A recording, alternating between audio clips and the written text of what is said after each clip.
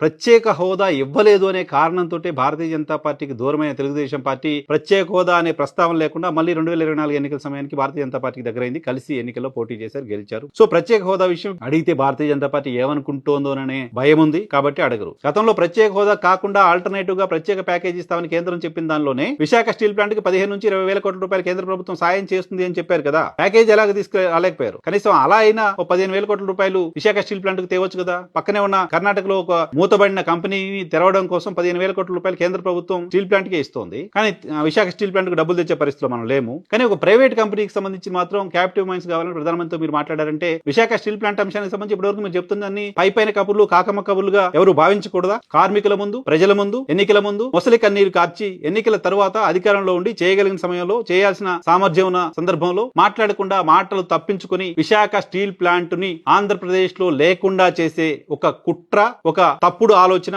ఉంది అనే విషయం అర్థమవుతోంది.